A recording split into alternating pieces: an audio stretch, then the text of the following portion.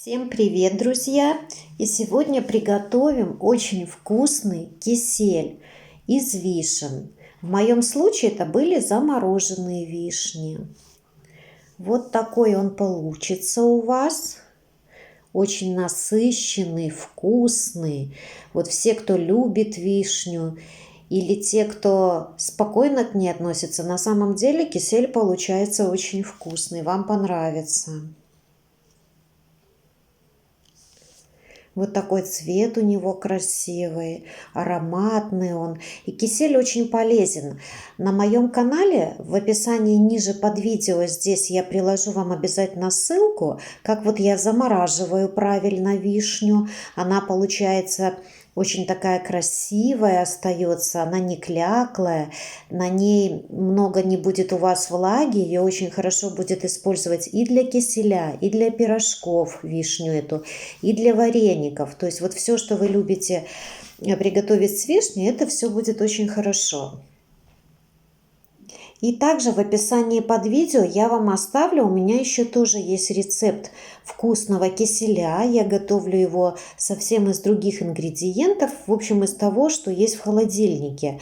Тоже будет вам очень, возможно, интересно и полезно кое-что посмотреть и узнать. И также в прошлом видео я рассказывала, почему же кисель такой полезный. Поэтому, кому будет интересно, переходите ниже по ссылочке и посмотрите. А сегодня я вам рассказываю про именно кисель вишневый. Я не промывала, так как у меня уже сама вишня была сразу подготовлена, вся вымыта, именно перед заморозкой. Я опустила ее уже сразу в холодную воду, налила, дала ей закипеть. Она вот сейчас у меня покипит. После закипания минуты 3-4. Отключаю, закрываю хорошо крышкой и даю постоять минут 20-25, чтобы, во-первых, и она сама по себе весь оставшийся сок вишни отдала в жидкость. И потом будет удобно мне все это процедить. Что я сейчас и сделаю.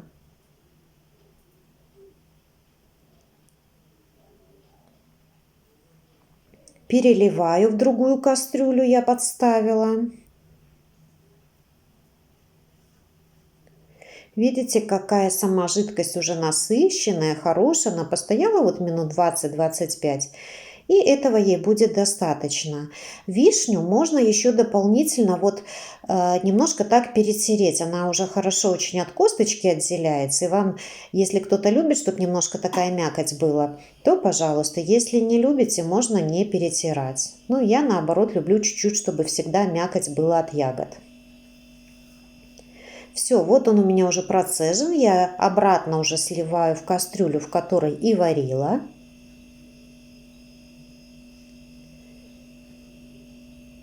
Сейчас добавляю крахмал. На 5 литров у меня была кастрюля, я добавляю, у меня была ложка, осталось всего лишь крахмал был картофельный, а остальной кукурузный. Всего у меня пошло где-то 3,5-4 ложки на 5 литров с горочкой крахмала. Поэтому сегодня я варю такой густоватый кисель.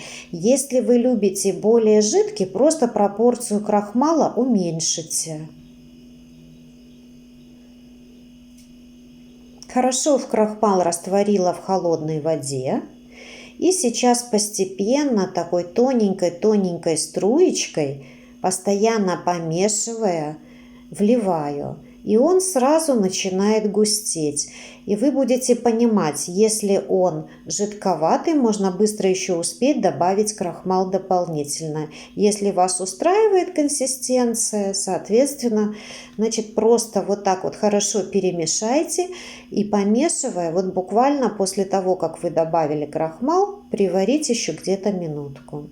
Дать хорошо ему остыть, перелить и как сделала это я сейчас в кувшин. Просто вам уже снимаю.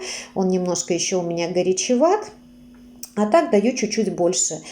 И вот сейчас у меня будет такой хороший перекус. Это у меня творожная запеканка с киселем будет.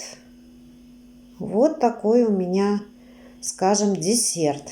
И кисель вкусный, и запеканка. Вот сейчас покажу. Видите, запеканка тоже получилась в духовке очень мягкая, нежная. Тоже вот творожок я брала, можно самим делать, можно в магазине покупать. Но это вот магазинный творог. И получилась такая вкусная, ароматная тоже запеканка. Поэтому, видите, все готовится не сложно, из обычных продуктов, но очень-очень вкусно. Так что, надеюсь, вам мой рецепт киселя придется по душе. Сейчас самое время купить либо в магазине замороженную вишню, либо кто-то сам замораживает, как я, и питаться вкусно и здорово. Благодарю вас всех за просмотр. Жду вас на канале «Живу в Минске» Ирина.